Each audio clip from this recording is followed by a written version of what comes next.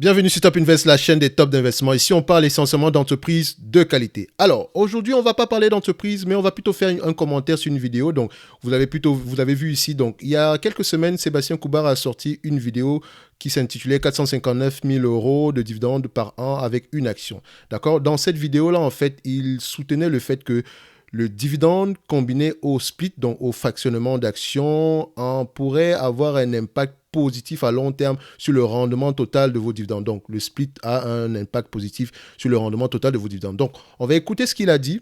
Je vais émettre un commentaire. Je peux être d'accord ou pas avec lui, mais je ne m'attaque aucunement, je dis bien aucunement à la personne, d'accord? Je mets uniquement un commentaire sur la vidéo actuelle par rapport à l'idée qui a été développée ici. Donc, ça n'enlève en rien le travail qui a été effectué par la personne sur sa chaîne par le passé, ainsi que le travail qui va être effectué dans le futur, qui est d'ailleurs une bonne chaîne. Donc, déjà, il fait énormément pour vulgariser le plus possible l'investissement boursier parmi les gens comme nous qui ne comprenons rien du tout. D'accord?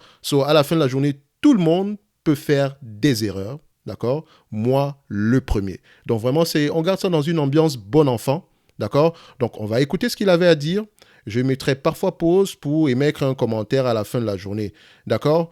Donc ici, comme j'enregistre en live et en même temps par rapport à le son ne sera peut-être pas bon au niveau de sa vidéo à lui, parce que par rapport au retour sur cette vidéo-ci. Donc, soyez indulgents par rapport à ça, prêtez juste attention au message derrière et sans doute ça pourra aider le maximum de personnes. Donc je passe directement à 1 minute 57, je vous épargne tout ce qui est passé, tout ce qui s'est passé avant. Donc on va directement, et déjà la vidéo est très bien faite, c'est très facile pour moi ici de faire un commentaire, il a tout divisé ici, donc il y a des timestamps et c'est parfait. Je ne sais même pas comment on fait ça, donc j'aimerais bien faire aussi la même chose sur mes vidéos. Donc on va regarder ça ici. On valide. Ces dividendes pour faire tourner les intérêts composés. Maintenant que tout ça est dit, je te propose de passer au vif du sujet. Je vais en profiter pour en faire une pierre deux coups en te dévoilant un concept relatif aux dividendes qui va changer ta vie et en bonus en apprenant une leçon à ce petit kikou de Mathieu. Car ce que tu es sur le point de découvrir est la puissance extraordinaire des dividendes lorsqu'ils sont combinés au split d'actions. Donc, vous avez déjà le message total. Donc, l'objectif ici, c'est de vous montrer la puissance combinée des dividendes avec le split. D'accord? On va regarder ça.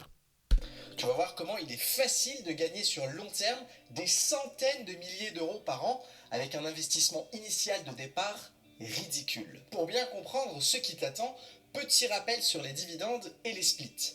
Les dividendes sont une partie des bénéfices d'une entreprise qu'elle partage avec ses actionnaires. Par exemple, si une entreprise verse un dividende de 1 euro par action et que tu possèdes 1000 actions, tu recevras 1000 euros chaque année en dividendes tant que tu continues à détenir ces actions et tant que l'entreprise continue de payer 1 euro par action. Les dividendes sont automatiquement déposés en cash sur ton compte en bourse et tu peux les dépenser ou les réinvestir. L'intérêt des dividendes est un retour immédiat sur investissement tout en conservant ses actions et indépendamment de ce qui arrive au cours de l'action. Ensuite, le stock split ou division d'actions en français. C'est une opération augmentant le nombre d'actions en circulation sur les marchés boursiers afin de diminuer le cours boursier de l'action. Ce qui a comme avantage principal de permettre à de petits investisseurs d'acheter des actions d'une entreprise alors qu'ils n'auraient pas pu se le permettre avant l'opération à cause du cours élevé. Donc, ça augmente la volatilité du stock. D'accord? Donc, le stock split augmente la volatilité du stock. Donc, on est d'accord par rapport à cette définition-ci. D'accord? Donc, on continue. Bien sûr, le split ne change rien à la valeur d'une entreprise. S'il y a avant un split 100 actions en circulation qui valent chacune 10 euros, ça vaudra exactement la même chose qu'après un split 2 pour 1 par exemple, avec désormais 200 actions qui valent chacune 5 euros. Donc, jusque-là également, on est d'accord. C'est l'occasion pour moi d'ajouter quelque chose en supplément. Si on a 100 actions à 10 euros qui donne avec un capital investi total de 1000 euros, d'accord? Après le split, donc un 2 pour 1, je vous donne 2 actions pour chaque action détenue. Ce qui veut dire que maintenant, j'ai 200 actions à 5 euros pour un capital total toujours de 1000 euros. Maintenant, si on avait distribué un dividende, admettons que quand on avait 100 actions, on distribuait à peu près un dividende de 1 euro par action. Donc, c'est-à-dire qu'au total, on aurait eu au total 100 euros. D'accord? Par rapport à nos 100 actions de tenue. Donc, 100 euros. Donc, 1000 euros de capital plus 100 euros de dividende. Maintenant qu'il y a le split, vu que le split, en réalité, ne change rien par rapport à la capitalisation boursière d'une entreprise, et également par rapport à notre capital investi. Ce qui veut dire que le split de 2 pour 1 aura tendance à maintenir notre capital exactement. Donc, on aura toujours un capital de 1000 euros. D'accord? Maintenant, l'action, au lieu d'être à 10 euros, sera de 5 euros, ce qui revient 200 fois 5, ça revient à 1000 euros. Mais le dividende, d'accord, au lieu d'être à 1 euro, d'accord, il va descendre également, il va être splitté en deux, il va revenir à 0,50, donc 0,5 euros par là, donc 50 centimes d'euros. D'accord? Donc, si vous faites 50 centimes d'euros multiplié par 200 actions, on arrive toujours au total de 100 euros. Une fois que vous avez compris ceci, tout ce qui va suivre, prenez-le avec des pincettes. D'accord? On y va. Ok Seb, mais je vois pas trop le rapport avec les dividendes et les incroyables richesses que tu promets. C'est normal, rien de mieux que quelques exemples que je vais dérouler devant toi. Tu verras que sur long terme, le combo dividende et split augmente la valeur d'un portefeuille de manière insolente. Prenons l'exemple du géant américain Walmart, qui est une sorte de Carrefour américain. Walmart est introduite en bourse en octobre 1970, avec une action à 16,70 $. Depuis cette date, et jusqu'à aujourd'hui, l'entreprise a fait 11 splits 2 pour 1. C'est-à-dire que pour chaque action détenue, tu en détiens désormais 2. Concrètement, un investisseur qui a acheté 100 actions Walmart en 1970 en aurait aujourd'hui 204 800 en soi. Donc, ce qui veut dire que ici, le nombre des actions ont été multiplié par 2048. D'accord? Si vous faites ici le dernier split en 1999 qui donnait droit au total à 204 800 actions, divisez ça par 100, vous allez trouver la multiplication totale. Donc, ça a été multiplié par 2048. Donc, c'est-à-dire que le dividende en lui-même aussi, à la fin de la journée, par rapport à l'origine, a été également divisé par 2048. Donc, ça va être important pour la suite ici. Donc, on continue. 71, premier split qui double le nombre d'actions, et ainsi de suite, jusqu'au dernier split en 1999, où 100 actions seraient devenues au final 204 800 actions. Si on suppose que tu aies acheté 100 actions Walmart en 1970, ça t'aurait coûté 1650 $, soit à peu près 12 000 $ d'aujourd'hui. C'est totalement vrai, à peu près 12 000 $ d'aujourd'hui. Il ne faut jamais oublier l'inflation, ce qui veut dire que vous pouvez déjà remarquer une chose.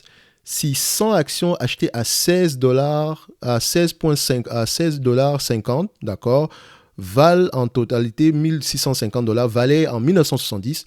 En date d'aujourd'hui, ça vaut, par rapport à l'inflation, 12 226, la même dépense. Donc, techniquement, les actions en cette période-là, en réalité, c'était 122 $ par action. D'accord? Mais ce n'est pas juste ça. Ce n'est pas ça que je voulais montrer dans cette vidéo aussi. C'est juste pour dire que quand vous prenez une comparaison dans le passé, ajustez toujours à l'inflation. C'est très important. Donc, c'est un bon point ici, Sébastien, par rapport à cette démonstration-là. Ça change beaucoup de choses. Donc, ça permet de remettre les choses dans le contexte. D'accord? Donc, 100 $ d'aujourd'hui, ce n'est pas 100 $ de 1970. Donc, vous pouvez voir à quel point l'inflation a bouffé le cash. D'accord? Donc, on continue. Aujourd'hui, ajusté à l'inflation. Cet investissement vaudrait aujourd'hui, 50 ans plus tard, 32 millions $. Le résultat de 204 800 actions à 156 $ par unité. Donc, ça c'est parfait. Alors, on va essayer de faire l'exercice contraire. Admettons qu'on n'avait pas eu de split, d'accord? Combien on aurait eu une valorisation totale toujours de 32 millions de dollars, d'accord? Mais au lieu d'avoir 156 $ par action, vous savez combien on aurait eu par action? On aurait eu un total ici, une valorisation de, ici, 320 000 $ par action.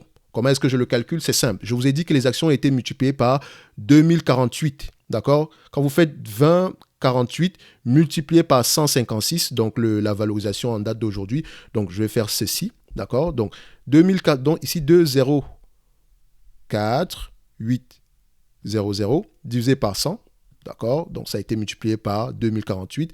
Ici, le prix de l'action est à 156 euros ou dollars, dépendamment de la période à laquelle il tourne cette vidéo-là. Donc, multiplié par 156, ça donne ici un total de 319 488. Donc, il a arrondi à 320 000. Donc, ça fait voilà, 320 000 maintenant multiplié par le nombre d'actions. D'accord? On avait 100 actions au départ. Ça nous donne au total 32 millions. D'accord?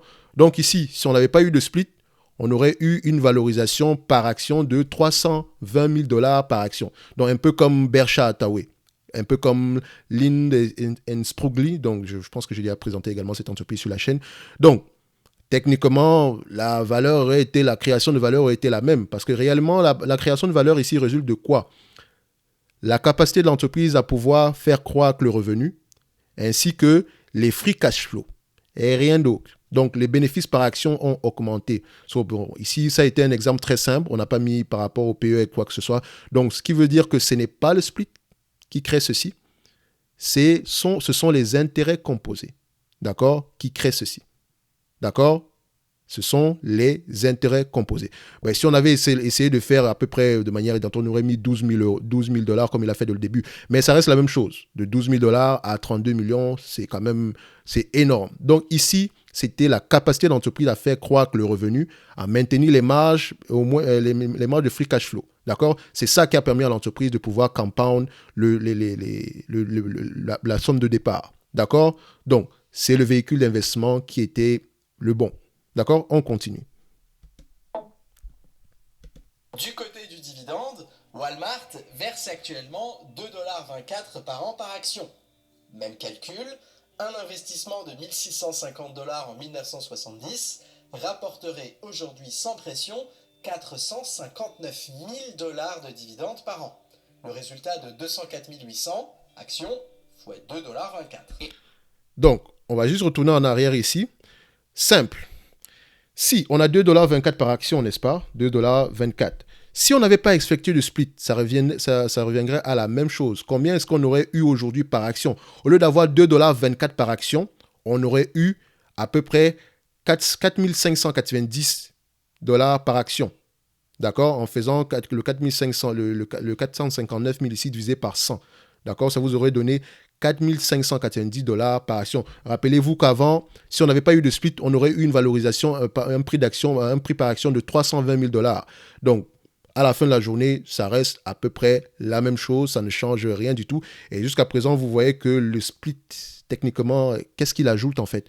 C'est la question que je me pose et puis je ne vois rien du tout d'exceptionnel. La capacité de l'entreprise à pouvoir avoir un dividende aussi élevé dépend de ses free cash flow. Entre-temps, Walmart a eu des free cash flow élevés. Walmart a eu des revenus plus élevés. Les revenus de 1970 sont différents des revenus d'aujourd'hui. Les bénéfices des free cash flow de 1970 sont différents des free cash flow d'aujourd'hui. D'accord? Oui, il y a eu le split, mais techniquement, le split ne change pas la valeur d'une entreprise. Il rend juste l'entreprise un peu plus... Ça rend juste les actions un peu plus liquides. C'est tout. Ça ne change rien du tout. Donc, ici, cet exemple, je ne sais pas où on s'en va. Donc, mais on continue quand même. Donc, ça vous permet quand même d'aller voir à peu près, généralement, vous pouvez aller sur Yahoo Finance pour aller regarder, par exemple, c'est quoi le split.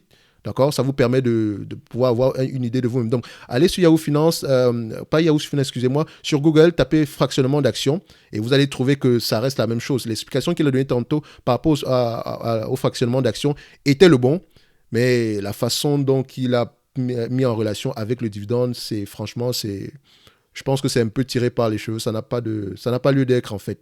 C'est juste ça. Mais la capacité de compound de Walmart par rapport à ses bénéfices de 1970 à aujourd'hui, on voit que le Walmart a été une entreprise à succès. D'accord? Qui est toujours une entreprise à succès en date d'aujourd'hui, c'est toujours une entreprise qualitative. Donc, la qualité de cette entreprise lui a permis de dégager des flux de trésorerie de plus en plus croissants dans le temps, ce qui a permis d'avoir des dividendes de plus en plus élevés. D'accord? Donc, c'est tout à fait normal, ça n'a rien à voir avec le split. Donc, on continue. Par an. Le résultat de 204 800 actions fois 2,24 $. Et là, deux choses.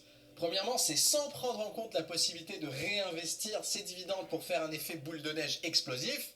Et deux, ces 459 000 € par an ne font qu'augmenter année après année quand on regarde l'historique de dividendes de Walmart. Ok Seb, mais entre les années 70 et aujourd'hui, il y a 50 ans.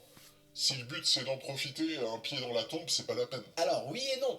Tu peux en profiter bien avant si tu n'as pas besoin de 459 000 euros par an.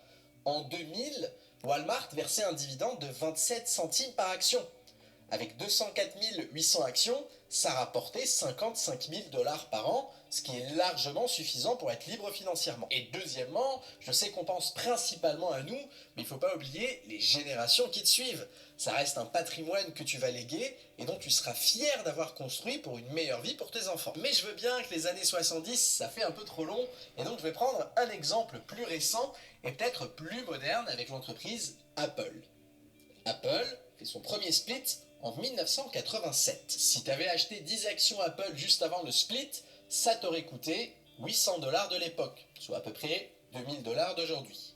5 splits plus tard, ces actions sont aujourd'hui devenues 2240 actions. Au prix actuel de l'action, ça représente un petit pactole de 360 000 $ qui rapporte à 88 centimes de dividendes par action un total de près de 2000 $ par an. Donc, à la fin de la journée ici, ça reste à peu près la même chose que précédemment avec Walmart, c'est la même explication du tout. Ça ne change, ça n'ajoute rien, ça ne change rien du tout. Si on n'avait pas eu de split, on aurait toujours eu à peu près quelque chose comme le même total à la fin de la journée, d'accord, par rapport aux dividendes, d'accord. Donc ici, c'est également le fait de dire que Apple de 1987 et Apple à partir de 2008, c'est pas la même chose. Ce n'était pas une entreprise qualitative à cette période-là. Donc, il faut faire très, très, très attention. Donc, il y a beaucoup de choses qui ont changé dans cette entreprise avec le temps. Vous n'aurez peut-être pas pu détenir Apple entre 87 et 2000. En tout cas, certainement, vous n'aurez pas pu.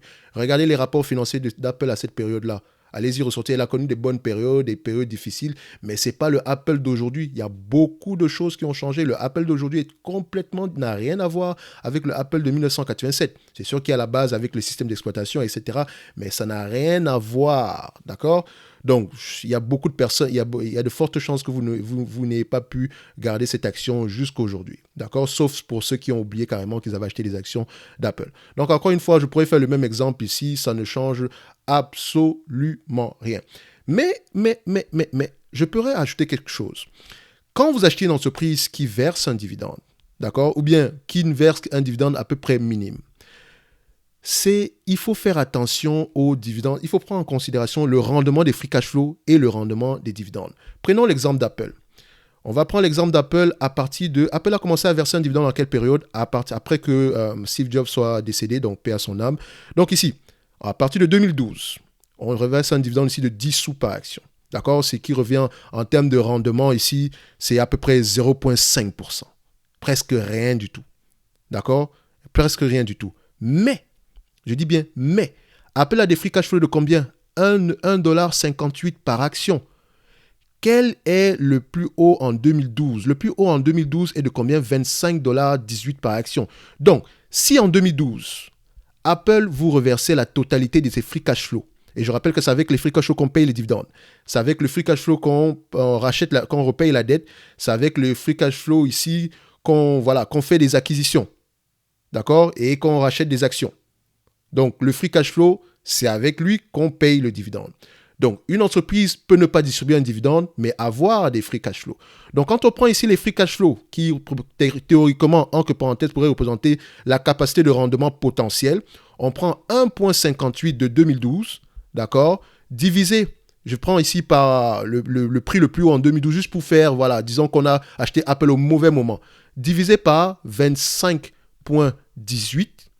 Ce qui veut dire que si vous avez acheté Apple en 2012 à 25,18$, vous aurez un rendement par rapport au free cash flow actuel, par rapport au free cash flow de cette période-là de 6,27%. Et ça ne prenait pas en considération la croissance du revenu, la croissance des free cash flow. D'accord? Donc, Apple étant encore une entreprise de croissance, est toujours une entreprise de croissance, mais vous aurez déjà pu l'acheter avec un rendement potentiel de 6,27%. Donc, si vous rajoutez à cela la croissance des free cash flow, la croissance des revenus, vous aviez là un bon point d'entrée. Comparez par exemple vos rendements ici par rapport au free cash flow actuel. Donc, si on prend en considération la personne qui a acheté Apple à cette période-là, les free cash flow d'aujourd'hui, c'est à peu près 6,42$. Donc, si on prend 6,42$ divisé par le 25,18, 25, d'accord, 0,18, ça vous revient ici à un rendement des free cash flow par rapport à votre prix d'acquisition de 25%. 25%. Et c'est ça qui devrait intéresser l'investisseur dans les dividendes. D'accord? Regardez le rendement potentiel. Ce qui veut dire que si Apple vous distribue la totalité de ses free cash flow en dividendes en cette période, si vous n'aurez pas eu plus de 6,58%. Pas plus que ça. En plus, si vous combinez à cela la croissance et les free cash flow avec le temps, vous voyez qu'en date d'aujourd'hui, la personne qui avait des free cash flow, le rendement de free cash flow de 6% en 2012, la même personne a aujourd'hui, sans avoir touché quoi que ce soit, 25% en termes de rendement des free cash flow, en détenant toujours sa première action. D'accord? Tout ça, c'est parce que l'entreprise Apple a eu du succès, a un pricing power, a des avantages comparatifs, a gardé sa croissance élevée, la croissance des revenus, la croissance des free cash flow, la croissance des marges. D'accord? C'est le véhicule d'investissement qui est bon. Votre prix d'acquisition maintenant, quand bien il n'y a pas de dividende, vous permet d'avoir un rendement plus élevé potentiel plus élevé par rapport à votre coût d'acquisition. C'est bien de regarder les dividendes aristocrates aujourd'hui, mais la question que vous devez vous poser, c'est qui seront les dividendes aristocrates de demain? Et quand bien même vous achetez un dividende aristocrate aujourd'hui, le prix d'acquisition est important. Et ce n'est pas la croissance du dividende qui devrait intéresser les gens. C'est la croissance des free cash flow. Quand bien même il n'y a pas de croissance des revenus et qu'on a une compagnie mature, c'est le prix d'acquisition qui est important. D'accord? Donc, on revient ici sur la vidéo, d'accord? Et on va voir la suite. Donc tu vois, grosse différence avec l'exemple de Walmart par rapport au revenu et au montant total du portefeuille, mais c'est normal car on a eu moins de splits et moins de temps qui s'est écoulé. Donc ici, le moins de split n'a pas lieu d'être.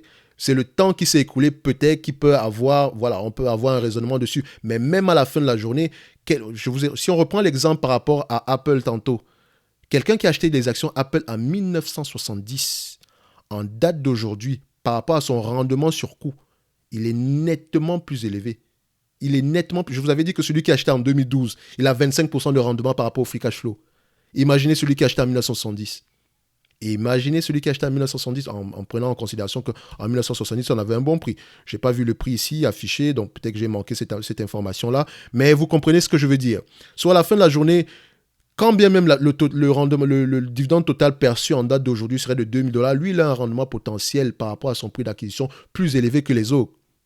Plus élevé que les autres. Comparé juste celui qui a acheté en 2012. Son rendement potentiel est plus élevé que les autres. C'est ce qu'on appelle généralement le yield on cost, qui prend en considération le rendement du dividende par rapport à votre prix d'acquisition. Ce que moi j'appelle ici le rendement potentiel des actionnaires par rapport au free cash flow, c'est votre prix d'acquisition en 2012. Donc par rapport au free cash flow, en 2012 vous aviez 6%, en 2022 vous avez aujourd'hui aux alentours de 25%. D'accord? Et c'est ça qui devrait nous intéresser. Donc on continue ici. Mais c'est normal car on a eu moins de splits et moins de temps qui s'est écoulé. Quelques années supplémentaires et avec Apple qui augmente ses dividendes de 10% par an en moyenne, ces $2000 par an vont très vite devenir 10 000, 50 000, puis 100 000. Parfait. OK. Avec Apple qui augmente ses dividendes de 10% en moyenne depuis plusieurs années. OK. Ce narratif-là, il faut qu'on l'arrête aujourd'hui. Pourquoi? Parce que quand vous achetez Apple, déjà on va voir. Apple ici fait croire que son dividende ici aux alentours de, voilà, il y a une croissance à peu près des dividendes sur les 10 dernières années, d'accord? C'est bien ça ici. Oui, sur les 10 dernières années, on a une croissance du dividende à peu près de 39,65% en moyenne. Bon, c'est normal. Ça fait pas longtemps qu'on paye le dividende également. Donc, les dernières années ici, je ne sais pas, je peux dire que la croissance du dividende est peut-être plus élevée parce qu'il faut également combiner une chose. Apple également rachète des actions. C'est également un retour aux actionnaires parce que si vous regardez les rapports financiers d'Apple, ils ne payent certes pas un dividende élevé, mais si vous combinez le dividende plus le rachat d'actions, donc on va juste faire ça ici comme ça. Oh là, il ne veut pas fonctionner. Alors, on va repartir ici. Qu'est-ce qu'il nous raconte? Oh là là, il ne veut pas fonctionner. Bon, si vous prenez le dividende plus le rachat d'actions à cette période-là, vous allez trouver une information, voilà, totalement, à peu près, Apple va reverser un total à peu près de 20 milliards. Donc, quand on va revenir ici, on va revenir à peu près à ce niveau-là. Voilà, le free cash flow ici. Donc, je n'ai pas cette information, mais allez-y regarder ici le total de dividendes qui a été payé, plus le total de rachat d'actions. Et vous combinez les deux, vous allez trouver un rendement plus élevé. Donc, si Apple vous redistribue la totalité de ce montant-là, juste en termes de dividendes, on aurait eu un rendement plus élevé. Donc, ce que je voulais dire ici, c'est que quand quelqu'un va acheter Apple en date d'aujourd'hui, D'accord? Quel est le rendement qu'il espère par rapport à son prix d'acquisition? Donc, en date d'aujourd'hui, le prix, voilà, on va prendre le prix d'aujourd'hui est de 135 $ par action. D'accord? Par rapport au rendement des free cash flow, on a à peu près 6,42. Donc, si on prend 6,42 ici, divisé par 135, juste pour arrondir 135 ici, ça donne ici un rendement potentiel de 4,75%. 4,75%. Donc, celui qui achète Apple en date d'aujourd'hui, s'il n'y a pas de croissance des free cash flow, s'il n'y a pas de croissance du revenu, d'accord, il n'aura pas plus que 4,75% si Apple vous distribue la totalité de ses free cash flow en termes de dividendes. Pas plus que ce montant-là. Oui, le dividende est de 0,68 ici, mais voilà, on ne serait pas étonné de voir ce dividende-là être de plus en plus croissant dans le futur. Donc, je sais déjà que mon rendement potentiel est de 4,75% s'il n'y a pas de croissance. Parce qu'une entreprise est appelée à distribuer un dividende. C'est juste une allocation du capital. D'accord? Évidemment, une entreprise ne va pas vous distribuer la totalité de ses free cash flow. Certaines le font, mais à la fin de la journée, c'est le potentiel, c'est le maximum qu'on peut espérer. Quand vous voyez une entreprise dépasser ce maximum-là par rapport au free cash flow, ça veut dire que maintenant, elle s'endette pour vous donner plus d'argent, ce qui n'a pas de sens. So, à la fin de la journée, maintenant, Apple est également une compagnie de croissance. Il ne faut pas oublier cela. Donc, même si la croissance tend à ralentir avec le temps, en date d'aujourd'hui, on a encore à peu près, par rapport aux earnings, donc on a encore à peu près une croissance sur les 10 dernières années, d'accord, à peu près aux alentours de 10% par là. Si on extrapole en se disant que Apple pourrait avoir une croissance sur les 10 prochaines années, sur les 5 prochaines années au moins de 10%, ça veut dire que notre rendement sur coût par rapport à la date d'aujourd'hui, d'accord, serait à peu près de potentiel par rapport au free cash flow, serait de 7,60%. D'accord? Oui, le dividende est encore à 0,68, mais ça, c'est notre potentiel par rapport à notre prix d'acquisition. Et ça, c'est si l'entreprise continue à être aussi qualitative. D'accord? Donc, il est très important de voir ici que celui qui veut peut-être investir dans Apple en date d'aujourd'hui, si Apple garde la croissance actuelle, le prix n'est peut-être pas mauvais, mais est-ce que ça représente une aubaine exceptionnelle? Je ne dirais pas oui ou non. Voilà, ça dépend des relais de croissance que Apple aura. D'accord? Tout dernièrement, vous avez appris que maintenant, Apple s'est lancé dans à peu près dans le crédit, donc à payer en 4 fois sans frais ou bien avec des frais. Donc, ils essaient à peu près de confirmer, de concurrencer des compagnies comme Affirm, etc. On ne sait pas ce que ça va donner, ça reste encore un test en Californie, mais on a des relais de croissance comme ça. So, à la fin de la journée, vous avez pu voir ici que Apple avait une puissance par rapport à Facebook. Juste en faisant la mise à jour de iOS, ça a mis l'entreprise Facebook en danger, entre parenthèses. So, l'environnement, l'écosystème d'Apple est très puissant juste parce qu'ils ont un système fermé. Donc, il faut comprendre pourquoi est-ce que Apple peut avoir le potentiel de maintenir les marges stables et croissantes dans le futur. C'est ce qui devrait nous intéresser. Donc ici, ce n'est pas la croissance du dividende ni quoi que ce soit, parce que le dividende croissant, il y aura certainement. Parce que notre potentiel est de 4,75% de date d'aujourd'hui sans croissance. Si on ajoute la croissance, on peut aller à 7,60%, au moins sur les 5 prochaines années, et la croissance peut durer. Après les 5 prochaines années, Apple peut avoir une croissance de 5%, 2%, 1%, ça va dépendre. Donc, quand vous voulez acheter cette entreprise-ci, ne vous basez pas sur le rendement actuel, basez-vous sur le rendement potentiel. Si Apple était un immeuble et que vous distribuez la totalité des free cash flow en termes de dividendes, vous aurez eu tel rendement. C'est ça qu'il faut regarder. D'accord? La croissance dividende, c'est bien, mais c'est l'arbre qui cache la forêt. C'est la croissance, la stabilité et la croissance des free cash flow qui est d'abord importante. Maintenant, la croissance des dividendes, etc., c'est un bonus en supplément. D'accord? Donc, ici, on va retourner sur sa vidéo. On va voir ce qu'on a. Il va nous dire pour la suite. Bref, tu l'auras compris, tu n'as pas besoin de beaucoup d'argent pour commencer à investir et devenir riche sur long terme en bourse. Ça, c'est complètement vrai. Vous n'avez pas besoin de beaucoup d'argent pour investir en bourse ou bien pour faire de l'argent en bourse. Tout ce qu'il vous faut, c'est vraiment un bon véhicule de croissance, un bon véhicule d'investissement. Donc, si votre stratégie d'investissement, c'est d'acheter des compagnies à dividendes, achetez-les à bon prix. Ne les achetez pas en DCA. Achetez-les à un prix correct, inférieur à leur valeur, ce qui vous permet d'avoir un rendement sur coût plus élevé. D'accord? C'est ça qu'il faut faire. Donc, je proscris le DCA, faites du DVA. Essayez d'évaluer au minimum l'entreprise et de comprendre ce qu'elle fait. D'accord? Ne vous limitez pas uniquement aux dividendes. Donc, si vous achetez une belle entreprise à un bon prix, vous pouvez dormir tranquille. D'accord? Donc, on continue. Les exemples que je t'ai montrés ne sont ni imaginaires ni des simulations. Il y a des milliers d'investisseurs à travers le monde qui sont dans ces cas réels et qui mangent aujourd'hui des festins grâce à des graines modestes plantées il y a 20 ou 30 ans. Warren Buffett en fait partie avec Coca-Cola notamment. Parfait. L'exemple de Coca-Cola est parfait. Est-ce que vous savez que quand Warren Buffett a acheté Coca-Cola, Coca-Cola était une entreprise de croissance? Est-ce que vous le saviez? Il a acheté Coca-Cola en 1988. Donc, quand on regarde ici, je vous ai sorti les rapports financiers de 1988, on va constater une chose. Entre 86 et 88, on quitte à peu près de 6 milliards 977 à 8 milliards 338. Quand vous allez faire la différence ici, donc voilà, quand on va prendre ici, ça va revenir à peu près à 8,338 divisé par 6,977. Ça vous donne à peu près ici 1,19, exposant 0,5. Donc, exposant, je vais vous montrer comment je fais. 1 divisé par le nombre d'années entre les deux. 1, 2, il y a 2 ans, il y a un espace de 2 ans. Donc, divisé par 2, ça vous donne ici 9,31%.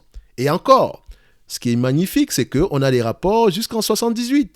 Croissance des revenus, croissance des revenus, croissance des revenus, croissance des revenus, croissance des revenus, croissance des revenus, croissance des revenus. Il n'a pas acheté une entreprise qui était un dividende aristocrate ou bien une entreprise qui n'avait pas de croissance.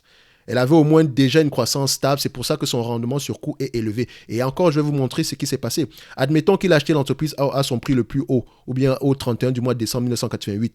Regardez ici. Son rendement en date de son prix d'acquisition était de 44,63 $. Et encore, ce n'est pas encore ajusté au split ou quoi que ce soit s'il y a eu des splits entre-temps. D'accord? Son dividende ici était de 1,20 $. D'accord? Donc, le rendement du dividende, à peu près, si on fait 1,2 divisé ici par 44,63, ça vous donne ici à peu près 2,68% en termes de rendement. Mais quel était le rendement des free cash flow? Admettons que le bénéfice net ici équivaut au free cash flow. Ça vous donnait à peu près un rendement de free cash flow de 2,85 divisé par 44,63 et boum, vous avez 6,38% de rendement. C'est pas bizarre ça? Il a acheté une entreprise qui reversait un dividende en date d'aujourd'hui de 2,68%, mais qui avait un potentiel de versement de 6,38%. Et ça ne prend pas en considération la croissance. Admettons même qu'on avait une croissance, pour faire simple, de 10% sur les 5 années qui suivaient, donc de 88, 89, 90, 91, 92, 93. Jusqu'en 93, de 10% au moins. Ça revenait à multiplier ici par 1,6. D'accord? Si vous faites 1,1 exposant 5, ça vous donne ici 1,6. D'accord? Donc, rendement potentiel espéré dans les 5 ans à venir, si on garde une croissance de 10% avec les marges actuelles, ça sera un rendement espéré de 10%. D'accord? Donc, admettez donc qu'on a fait ce 10% là en moyenne jusqu'à aujourd'hui. Vous constatez que son rendement sur coût est très, très élevé en date d'aujourd'hui. Et ça, c'est parce que cette entreprise était une compagnie de croissance. D'accord? Compagnie de croissance. Donc, si vous faites, par exemple, si vous avez une stratégie de dividende, ne regardez pas pendant combien d'années on paie un dividende. Regardez pendant combien d'années l'entreprise maintient ses free cash flow stables et croissants et quels sont les relais de croissance futurs. Quelles sont les marges, quel est l'avantage compétitif de cette entreprise-ci. D'accord? Ne vous limitez pas aux dividendes. Donc, vous pouvez aller voir ce qui m'a fait rire ici quand je regardais ces rapports financiers ici, c'est que je me suis rendu compte que Coca-Cola avait des participations dans Columbia Pictures Entertainment. Je vous assure, c'est drôle. Donc, ce serait même une bonne chose de faire une vidéo d'ailleurs sur Coca-Cola à l'année d'acquisition. Qu'est-ce que Warren Buffett a vu qu'on aurait pu voir? Donc, quand on fait ici la moyenne, Coca-Cola s'est changé à peu près à, voilà, pour faire simple, ça s'est changé à peu près à 40, on va se dire simple, aux environs inférieur à 20 fois les bénéfices. Moins que 20 fois les bénéfices. Donc, vous qui achetez des compagnies qui versent des dividendes en date d'aujourd'hui à 25 fois les bénéfices, avec des croissances erratiques, posez-vous les bonnes questions. Posez-vous les bonnes questions. D'accord? Donc, c'est une bonne chose qu'il ait mentionné, Warren Buffett. Donc, retenez que Warren Buffett, quand il a fait l'acquisition de Apple également, il a fait l'acquisition de Apple aux environs de 2016 par là. Quand on regarde ici, il fait l'acquisition de Apple en 2016. La première acquisition jusqu'en 2018. Certains de mes vidéos, je dis toujours que de 2016 à 2018, Apple était sous-évalué de malade, comme jamais. Comme jamais. Vous aurez pu acheter Apple tous les jours. Parce que la valeur d'Apple entre 2016 et 2018 était plus élevée que le prix proposé. D'accord? Donc, vous remarquez ici que Apple, quand il finit d'acheter Apple en 2018, admettons qu'il a acheté 1 milliard d'actions en 2018, combien est-ce que ça nous donne par rapport au coût? Donc, on va regarder ici. Alors, 2018, ici, son coût, ici, on va se dire que voilà, je ne sais pas si son coût, mais c'est 56,44 $. D'accord? Je ne sais pas comment c'est calculé, on va regarder ici. En 2018, ici, Voilà, on va se dire que c'est 56 $ par 44. Quel est le free cash flow par action? Donc ici, quand on prend ici 3 points, le free cash flow ici à cette période est de 3,23. 3,23 divisé par 56 $ 44. D'accord, son prix moyen. Ça donne un rendement de 5,72%. Entre-temps, Apple a une croissance des free cash flow de 10% en moyenne. Donc, même pas 10%, ça a presque doublé. 1, 2, 3. En 4 ans, les free cash flow ont doublé. Donc, quand lui, il a acheté Apple, son rendement sur coût par rapport au free cash flow était de 5,72%.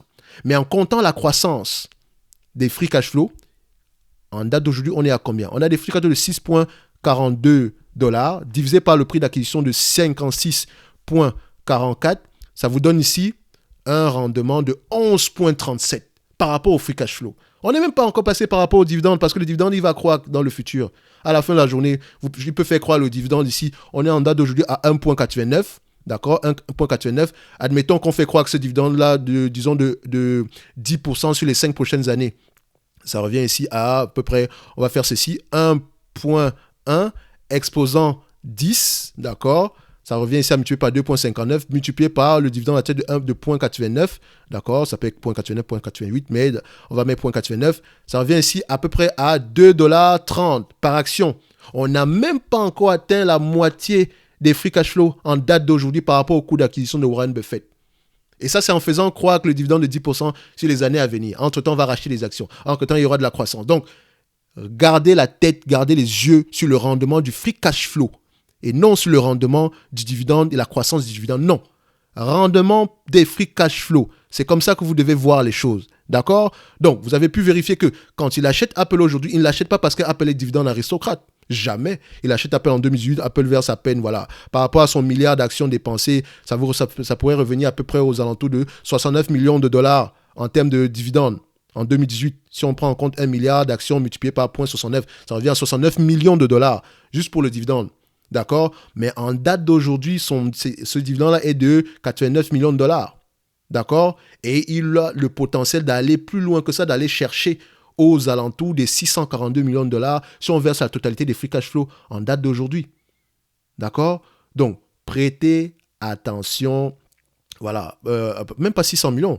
C'est plus loin que ça. Ça nous donne à peu près aux alentours de 6 milliards par là, par rapport au nombre d'actions. S'il a 1 milliard d'actions, multiplié par 6,42, exactement. Oui, c'est parfait. C'est moi qui fais une erreur. C'est 6 milliards par là, par rapport à son coût d'acquisition. Donc, prêtez attention au free cash flow, à la croissance des free cash flow et non à la croissance du dividende. D'accord? Donc, en date d'aujourd'hui, d'accord, si l'entreprise actuelle lui reverse la totalité, lui reverse à peu près 89 centimes par action, il a énormément d'argent. Le dividende est il a à peu près aux alentours des 890 millions de dollars.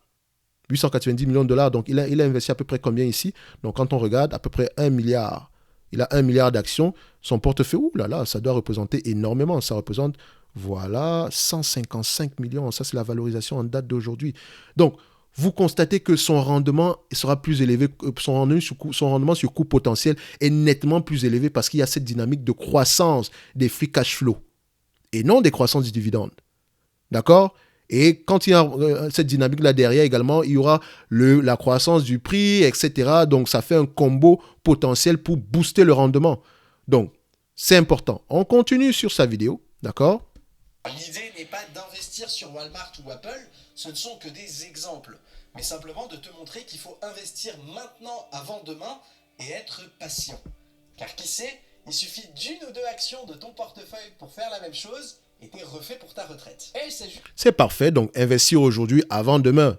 Mais tout dépend du véhicule tout dépend du véhicule d'investissement ainsi que du rendement potentiel par rapport à notre prix d'acquisition. D'accord? Voilà. Donc, maintenant, à cette partie-ci, il va passer à peu près sur les entreprises. Donc, selon sa technique, il a dit que le split affecte positivement le dividende futur. Donc, il campe sur ça. Soit à la fin de la journée, il va choisir certaines entreprises qu'il va essayer d'acheter en date d'aujourd'hui parce que potentiellement, elles pourraient avoir un rendement plus élevé. Donc, ce que je vais utiliser, c'est la technique que j'ai faite tantôt tout à l'heure, le rendement des free cash flow. On va voir le rendement potentiel par rapport aux entreprises qu'il va décider d'acheter ici aujourd'hui. Donc, ça nous sert à peu près de valorisation très rapidement et ça ne prend pas en considération la dette parce que la dette peut changer beaucoup de choses par rapport au rendement. D'accord? Faites très attention. Donc, on va voir quelles sont les entreprises qu'il a choisies ici. Justement, ce que nous allons faire aujourd'hui en investissant investissant 1000 euros dans 10 actions de mon portefeuille. Et ça va être simplement dans les 10 actions qui ont le plus grand historique de split. Je pars du simple principe que plus une entreprise a fait et fait des splits, plus elle est susceptible de continuer à en faire. Et petit teaser, tout à la fin, je vais vendre une action de mon portefeuille pour en racheter une autre qui va la remplacer. Tu verras pourquoi, et c'est parti. Première action est celle qui a fait le plus gros nombre de splits dans son histoire, c'est The Home Depot. Parfait. Donc ça, c'est The Home Depot qu'il a choisi. On va regarder ce qui est inscrit dessus. L'équivalent du roi Merlin aux États-Unis avec 13 splits depuis 1982. 100 actions achetées à l'époque seraient devenues 34 200 actions aujourd'hui, soit une valeur de 10 millions de dollars pour un revenu en dividende de 259 000 dollars par an, avec un dividende actuel de 7,06 $ par action. Dividende augmenté de 19% par an en moyenne. Bon bah, il n'y a plus qu'à investir dessus. Alors... Parfait. Donc, on va aller sur Home Depot ici. Je vais chercher le rapport financier de Home Depot. Donc, Home Depot ici, c'est HD. D'accord. On va aller là. Home Depot.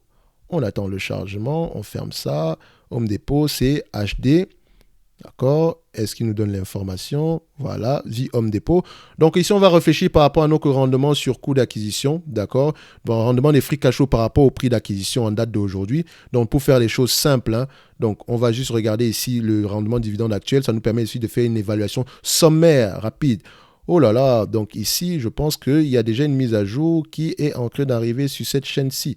Donc, je ne sais pas comment est-ce que ça va affecter on va pouvoir le faire ici. Donc, on va le faire ici avec notre... Voilà, on va faire ça. On va mettre HD du Home Depot. Parfait. D'accord. Donc, par rapport au prix d'aujourd'hui, admettons qu'on est à 269. On ne va pas prendre par rapport au prix de la date où il a effectué la vidéo. On constate ici que les free cash flows sont croissants. D'accord. Avec une accélération ces dernières années-ci, il faut aller vérifier pourquoi. Il faut voir que cette entreprise-ci a énormément bénéficié de la période de Covid. D'accord. Donc, il y a une dépense qui a été, voilà, qui a été anticipée. Donc, il y aura peut-être un ralentissement. D'accord. C'est la raison pour laquelle il faut faire très, très attention quand vous allez aller sur cette entreprise-ci.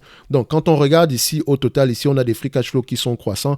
Mais admettons qu'on garde ces free cash flows-ci dans le futur par rapport à notre prix d'acquisition en date d'aujourd'hui. Et je suis trop gentil en le disant. Donc, vous constatez que c'est une entreprise ici en termes de croissance des revenus sur les 10 dernières années. On va regarder ici à peu près 8% par là. Donc, les revenus tendent à décroître, d'accord? C'est vrai que parfois, on peut avoir des revenus croissants, mais des earnings encore plus croissants que les revenus parce que l'entreprise est de plus en plus efficiente.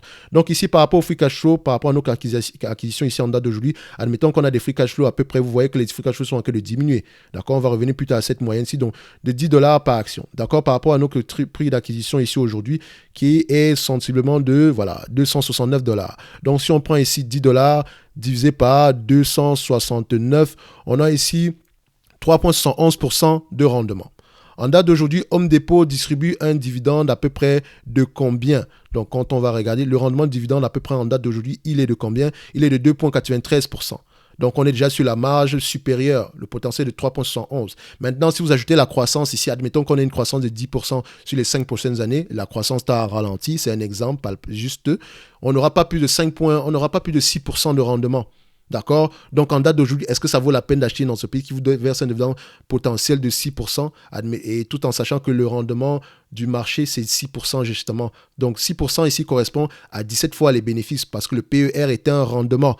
Donc, Home Depot ici, c'est pas le split qui va nous permettre de gagner beaucoup d'argent dans le futur. C'est une belle entreprise, mais voilà, tout va dépendre du prix d'acquisition. Idéalement, une entreprise pareille, voilà, s'il fallait que je l'achète, moi, j'aimerais bien un rendement de 10%, hein, d'accord? Donc, un rendement par rapport à mon prix d'acquisition en date d'aujourd'hui en prenant en considération la croissance. Ce qui veut dire que Home Depot en date d'aujourd'hui, est-ce que je vais l'acheter au prix actuel? Non, je vais juste l'acheter à un prix, voilà, aux alentours des 162 $ l'action. Ça serait mon prix, au doigt mouillé, rapide, d'accord? Mais sûrement pas aujourd'hui. Et sûrement pas pour faire du DCA. On ne fait pas de DCA sur les actions. On fait de DCA sur des ETF. Et encore, sur un ETF qui prend en charge tout le marché dans son ensemble. Et pas sur des ETF thématiques. Parce que c'est encore plus risqué avec les ETF thématiques. Donc, on revient ici sur sa vidéo. Donc, Home Depot, ce n'est pas une entreprise que je vais acheter en date d'aujourd'hui. C'est une belle entreprise, extraordinaire, que j'ai bien envie d'acheter, mais augmentation des taux d'intérêt aura un impact sur le marché de la construction. Donc, à la fin de la journée,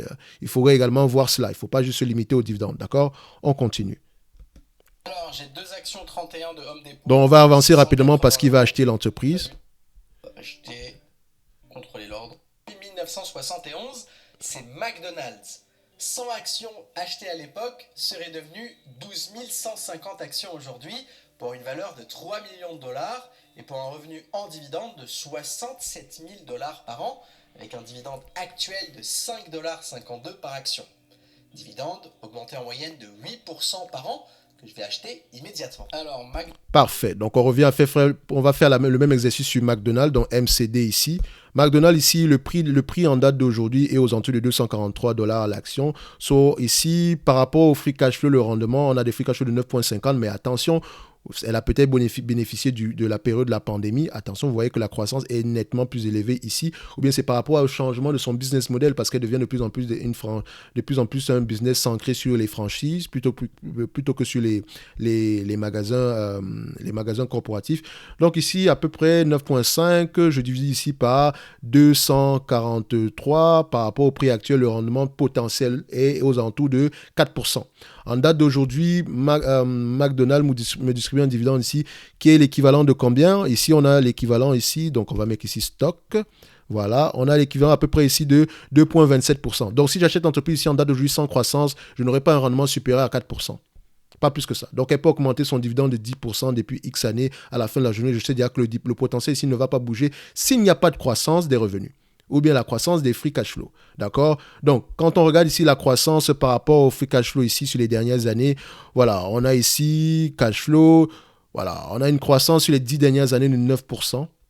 Les earnings sont de 5%, donc techniquement, les revenus sont de moins 1%, donc l'entreprise devient de plus en plus efficiente. Mais si vous regardez bien, c'est parce que ses marges brutes augmentent de plus en plus. D'accord? Donc, c'est pour ça qu'elle arrive à dégager des cash flows aussi élevés et des earnings plus élevés que la croissance et des revenus. D'accord? Soit à la fin de la journée, on ne peut pas estimer qu'on aura le 50% de croissance dans les années à venir. Même si on prend 10% pour les années à venir, admettons qu'on prend 10% pour les 5 prochaines années, ça nous donne un rendement potentiel par rapport à notre prix d'acquisition en date d'aujourd'hui de combien? De 6,25%. Et ça, je n'ai pas pris en considération la dette. C'est vrai que McDonald's, c'est une entreprise qui peut s'échanger à 25 fois les bénéfices, mais n'oubliez pas que l'augmentation des taux d'intérêt agit un peu comme une balance. D'accord? Ça aura tendance à déprécier. Il y aura une dépréciation au niveau des multiples. Donc, on peut s'échanger littéralement à peu près à 5 fois les bénéfices. Ça sera déjà une bonne chose. Donc, si vous faites 6,25 ici, quand on fait ici à 20 fois les bénéfices, ça demande un rendement de 5%, ce qui devient à diviser ici par 5. Donc, ça vient ici par 1,25. C'est-à-dire que techniquement, si c'est une entreprise qui vous intéresse, à la fin de la journée, le prix actuel est, voilà, je veux dire, on aura plutôt, voilà, on peut avoir un potentiel de croissance ici, hein. On peut avoir un potentiel de croissance ici, mais j'ai été assez gentil avec la croissance du revenu. Mais ça, voilà, la décote n'est pas exceptionnelle. Elle n'est vraiment pas exceptionnelle. D'accord? So, à la fin de la journée, voilà, je dirais même, non, on n'a même pas une opportunité parce que si on demande un rendement de 6% ici, de 5% ici, ça va aller plus loin que ça. Donc, à la fin de la journée, c'est même pas une opportunité d'investissement en date d'aujourd'hui parce que le prix n'est pas exceptionnel. D'accord? Faites très attention par rapport à ça. Le prix n'est pas exceptionnel par rapport à McDonald's. D'accord? Sauf si vous voulez faire, voilà, un rendement erratique. D'accord? So, si c'est le dividende qui vous intéresse, vous n'aurez pas plus de 4,4%. Si maintenant on a une croissance des revenus ici, des free cash flow de 10% en moyenne, et on s'entend que la croissance sur les 10 dernières années est moins élevée que ça, elle va tendre à être moins élevée que ça, on n'aura pas plus de 6% au moins sur les 5 prochaines années en termes de rendement potentiel des free cash flow. D'accord? Le dividende va continuer à augmenter, mais le potentiel n'est pas à 10 comme nous on recherche souvent. Mais je ne dirais pas que le prix est mauvais ni quoi que ce soit, mais voilà, faites attention aux multiples actuels. Donc, on continue avec la prochaine entreprise qui va choisir. Donc, je vais avancer rapidement. 71, on est à 200. Vous voyez, l'ordre. Et c'est Microsoft. 100 actions achetées à l'époque seraient devenues 28 800 actions aujourd'hui, soit une valeur de 7,8 millions de dollars pour un revenu en dividende de 71 000 dollars par an, avec un dividende actuel de 2,48 $ par action. Dividende augmenté en moyenne de 9% par an. Alors, j'ai 2 actions. Le même exercice qu'on va refaire, on va aller sur MSFT ici. Donc, MSFT ici, c'est Microsoft MSFT. Donc, ça nous donne ici combien? Voilà, MSFT. Parfait. Donc, par rapport au prix d'acquisition, $253 ici, les free cash flow en date d'aujourd'hui sont aux alentours de 8,48. Donc, c'est une entreprise, je suis assez confiant par rapport à la croissance de ces free cash flow-là. Donc, 8,48 ici, c'est à peu près correct. 8,48 ici, divisé par le prix actuel de 253, ça représente ici un rendement des free cash flow à peu près de 3,35%. D'accord? Le dividende ici est aux alentours de 2,36%. Pas 2,36, mais le dividende ici, il est aux alentours ici. Si je vais regarder le rendement du dividende, où est-ce qu'il se retrouve ici? Alors, où est-ce qu'il se cache? Voilà, il est de 0,8. D'accord? Rendement du dividende, il est de 0,8. Sur en date d'aujourd'hui, on a un potentiel de rendement, si on veut distribuer la totalité des free cash flow en termes de dividende, de 3,35%. Et évidemment, c'est une entreprise qui fait croître ses revenus, ses free cash flow. Donc, le potentiel de croissance est plus élevé ici. Admettons que nous avons une possibilité de faire croître les earnings de 20% sur les 5 prochaines années. Ça revient à multiplier le rendement ici par 2,5. Si vous faites 1,2 exposant 5, vous allez à peu près, si vous faites ici 20% ici, oui, c'est ça. Si vous faites 1,2, d'accord, exposant 5, d'accord, ça vous donne ici, non, c'est pas ça, 1,2 exposant 5, ça vous donne ici à peu près 2,48, donc 2,5, je l'arrondis à 2,5, donc on fait 2,5 ici, multiplié par notre rendement ici qu'on avait de 3,35, donc fois 3,35, ça vous donne ici au total 8,73. D'accord? Si Apple a réussi à faire croître ses free cash flow en date d'aujourd'hui à un niveau de 20% en moyenne sur les 5 prochaines années, par rapport à votre prix d'acquisition ici aujourd'hui, ces free cash flow-là seront aux alentours de 8,35% au lieu d'être à 3%. D'accord? Donc, on aura peut-être une opportunité d'investissement ici, mais ça dépend de la croissance des free cash flow. D'accord? Ça dépend de la croissance des free cash flow. Donc, Microsoft pourrait peut-être être intéressant. D'accord?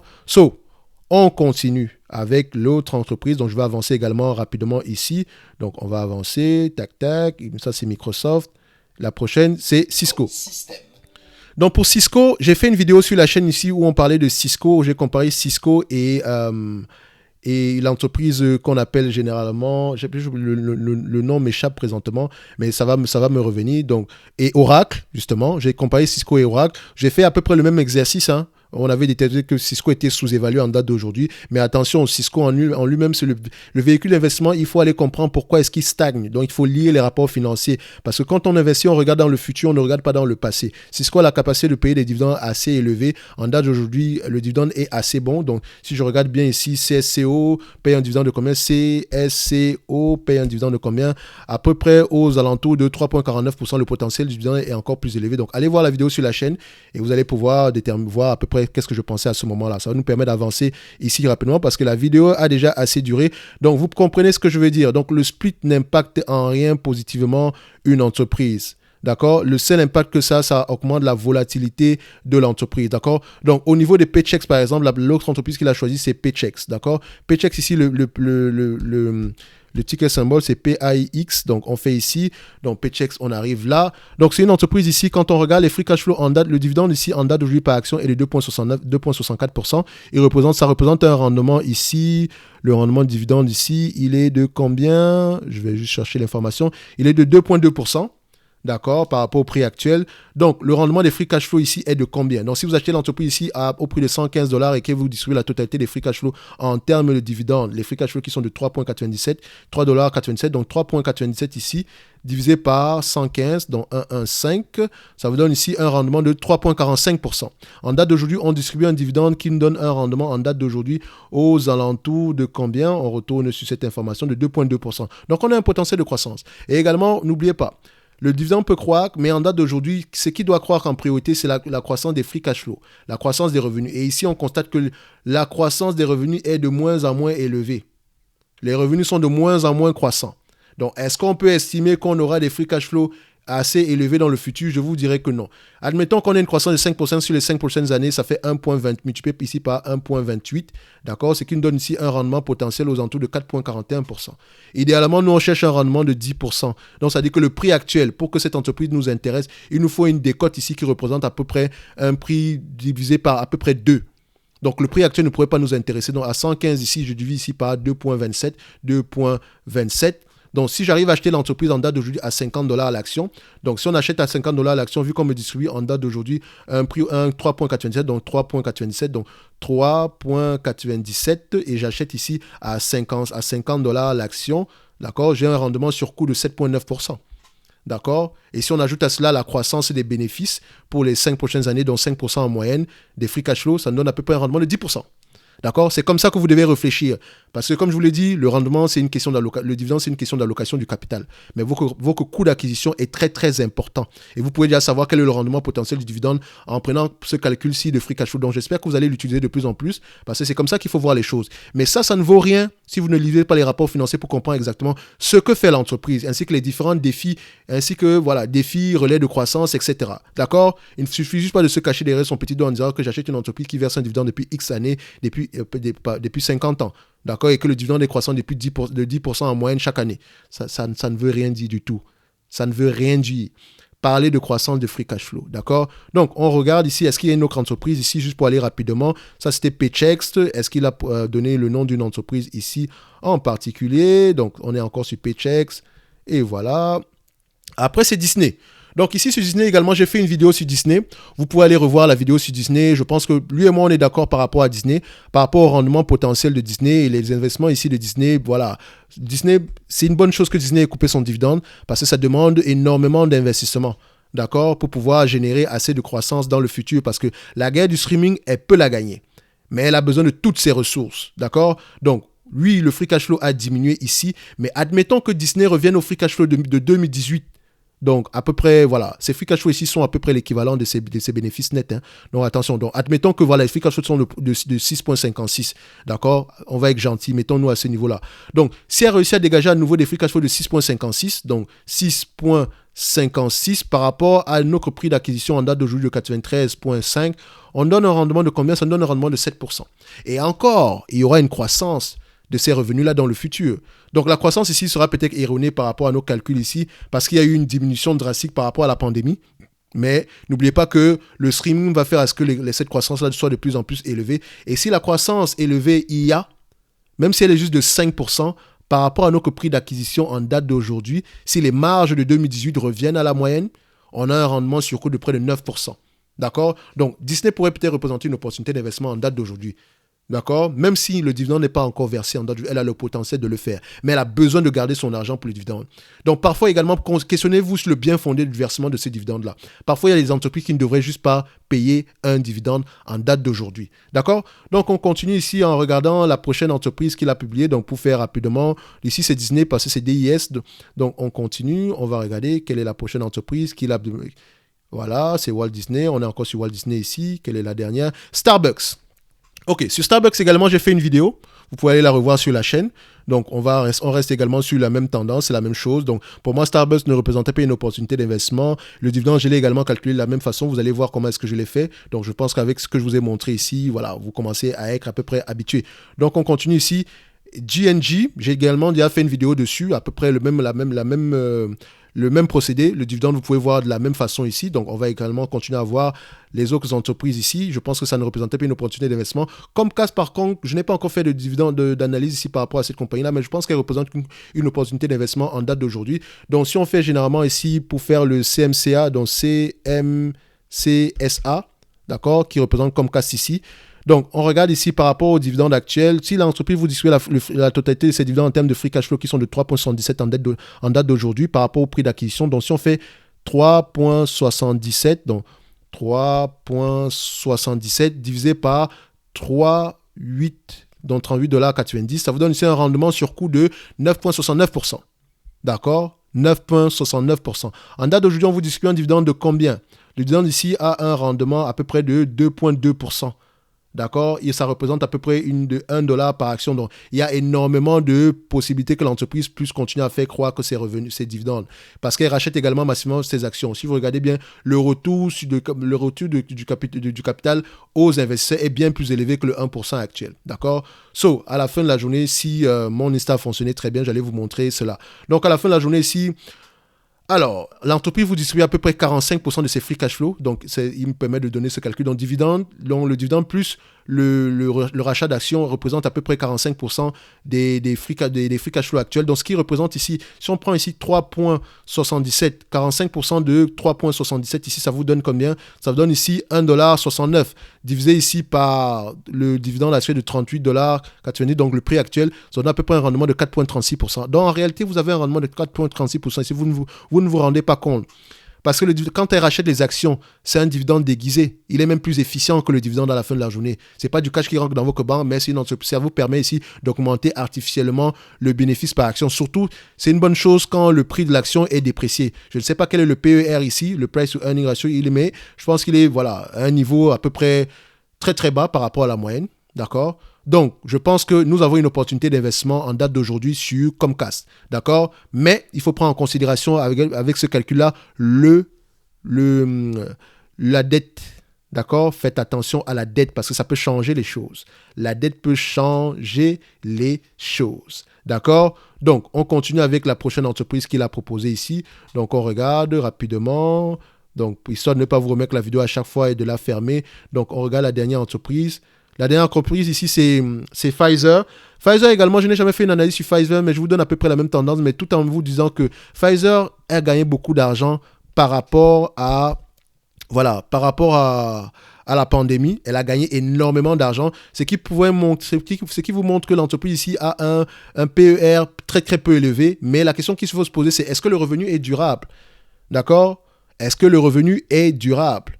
D'accord? Vous constatez ici qu'on quitte de 2020 à 2021, le free cash flow a été multiplié au moins par 2,5 fois. Est-ce que c'est durable? C'est la question qu'il faut se poser. Donc, quand vous achetez du Pfizer, posez-vous la question de savoir si vos free cash flow actuels sont durables. Parce que si on revient à la moyenne, ça risque de faire du mal.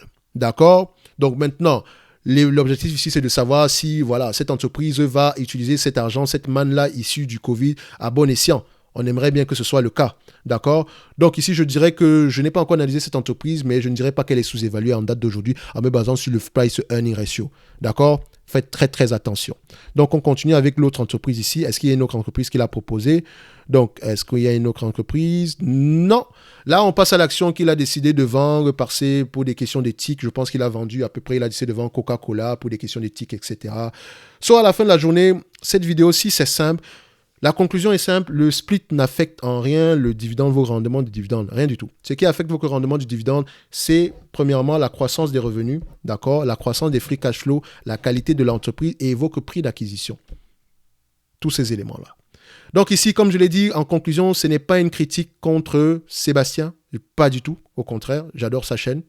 D'accord? Très facile à comprendre, très pédagogue, d'accord? On peut ne pas toujours être d'accord avec lui, mais ici, on n'est pas là pour être d'accord avec tout le monde. Je pense que c'est également, s'il regarde certaines de mes vidéos, il ne sera peut-être pas d'accord avec moi. Et j'aime ça, je ne recherche pas, je n'ai pas envie que quelqu'un soit d'accord avec moi, mais je pense que sur cette vidéo-ci, je pense qu'il y a une erreur.